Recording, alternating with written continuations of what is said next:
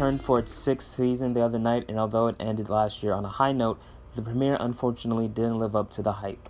Like always, be sure to subscribe for more reviews on Arrow Season 6, along with videos from The Flash Season 4, and upcoming films from Star Wars, DC, and Marvel. So let's start with what works in this episode. First of all, I truly loved Oliver and William's dynamic. It's pretty much the generic "you're not my dad" type of cliche where the kid is resentful of the dad trying to reach him. But after watching Oliver for 5 years, this is a problem he's clearly never dealt with before, and seeing him go through it is just marvelous.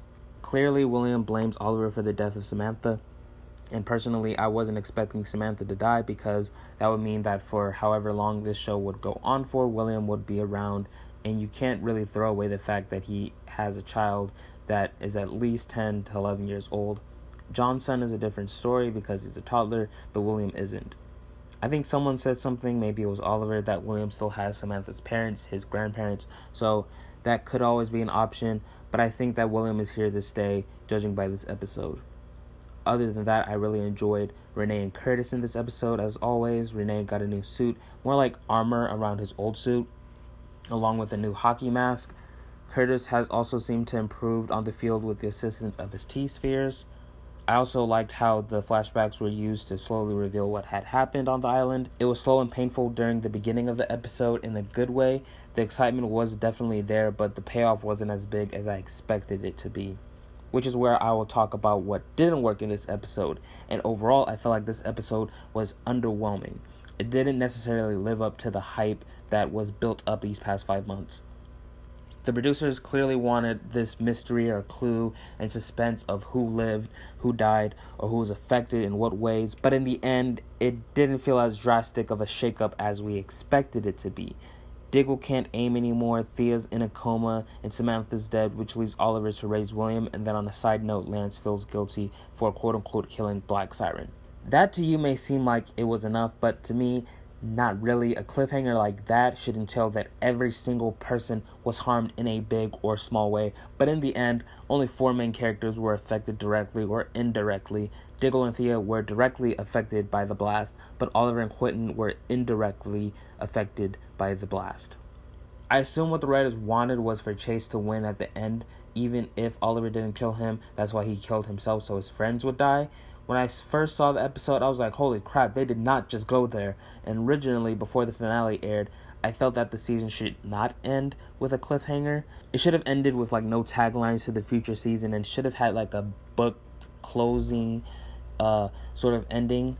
Reason being that it ends without any baggage from season 5 or any overlap from season 5. Season 6 would be the beginning of a new book. I think the articles claimed that the producers were shooting for like a soft reboot of the show or a fresh new feel to this season. So you could have ended season 5 with, let's say, Chase still killing himself and the bombs going off. You continue from there in the same episode with Oliver going back to the island and finding out that everyone survived, because in this episode, everyone who wasn't affected by the blast, as we know so far, shielded themselves on board the plane. Throw in some dialogue before that. Oliver tells Felicity on the comms that William is safe while he's on the boat still before Adrian Chase kills himself, so that way Samantha doesn't run off into the island like a dumbass and Thea follows. As for Black Siren, she seemed to have survived the blast back in the monastery before Lance and Dinah showed up, and boom, finale fixed. I can see why they chose to end the finale the way that they did. They wanted season 5 to end with a bang, and quite literally, but the result of that was a not so rewarding season 6 premiere. Without the explosive cliffhanger, people would feel like the finale wasn't all that. I think the finale would have been great without the explosion. And without the explosion, I think that how this episode could have gone is that you have Oliver being more prominent in William's life now that William knows that Oliver is his dad and that he's also the Green Arrow. Not really living with him, but perhaps living in Star City, because after Chase kidnapped them, that could have lowered their confidence to leave again. So what better way to be protected and not have somebody else come and kidnap you than to stay in a city where your father's the Green Arrow and he can keep an eye on you and protect you at all costs. Black Siren could have disappeared, in other words, left the monastery and stumble across the island and find her own way off instead of some random person coming back to save her, which I'll talk about later. And that's about it. I think the premiere could have been better if the finale didn't end the way that it did. Besides that, Alex Faust was a tad bit corny. That one scene with the police officer was some terrible acting on the officer's part. I thought that when they mentioned his name, at first we were talking about Felix Faust, who's a magic user in the comics. There's a Felix Faust and a Sebastian Faust, but no Alex Faust in the comics. I want to say that they chose the name Faust because it's a magic user's name in the comics, and the writers wanted to yank our chains by using a magic user's name and knowing how bad magic was received by the fans 2 years ago. Few things to think about. Diggle can't aim anymore. I don't think that this is going to affect his character for the rest of his life. This could be a nerve thing in his hand. We saw him touch his chest. We saw a scar on his chest. With a combination of something in his mind, it's probably something that's mentally blocking him from having proficient aim. Kind of hoped that this episode would reveal everything that we needed to know about Diggle's condition, but I think they'll play that out throughout the first half, sort of tell us what's going on with Diggle. We sort of have a clue that he can't aim anymore, but what exactly is it? We'll just have to wait and see during the first half of the season. Also be on the lookout for Rene. It looks like he might not be fully recovered after taking that bullet and fall in this episode. That hospital scene with Oliver at the end when Oliver left the room, it looked a little suspicious to me. As for who saved Black Siren, I first thought when I was watching the episode that it could have been Michael Emerson's character, but I think Anatoly might be a more likely candidate, saying that he knows about Lian Yu, where it's located and such. Not sure how he would know about Black Siren, but we'll get some explanations soon enough. Anatoly is coming back in episode 2, so we may get an explanation as to why he saved Black Siren, if he was the one who saved her in the first place. As for Oliver's identity being revealed to the public, this is the third time that this has happened. The first for him being the Green Arrow, and then twice as the Arrow. Looking back at season 5, I thought that Chase's plan involved Oliver revealing his identity to the public in episode 15 when the whole Billy scandal was going on, but that didn't happen.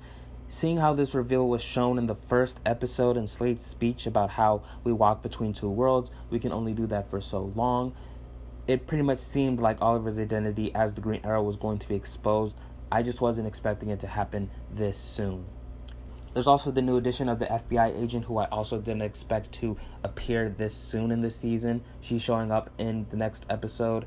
I think there were some behind-the-scenes photos of people with protest signs saying that we love Mayor Green Arrow, and then there was a photo of Stephen Amell in his mayor suit with a I voted sticker. So it seems like it's election time on Arrow, and seeing that the people like the Green Arrow and the Green Arrow's the mayor now, it appears that people love him more than ever.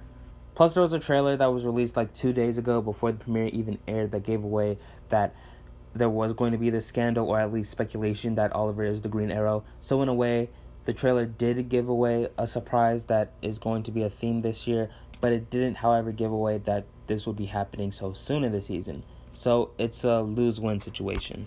Plus, there's Slade, who has found his son. I don't know if they're going to address the fact that Slade ditched Team Arrow. He didn't help them get back on the boat. He just abandoned them. It felt kind of awkward for me watching Slade and Oliver still be on good terms. And then in the flashbacks, when Oliver found out that Slade came back, he seemed pissed a little bit. What do you mean you came back? Are you saying you left? So to me, it seems like they'll just ignore the fact that Slade ditched Team Arrow until proven otherwise. And that's it for this video, but here's my question for you guys. What were your thoughts on this episode? Leave them down in the comments below, or you can answer this poll in the cards up above. Be sure to watch some of my other videos and subscribe for more on Arrow and The Flash. Give this video a thumbs up if you liked it, and other than that, my name is Jobi-Wan Kenobi. May the Force be with you, and have a marvelous day from the LA to the DC.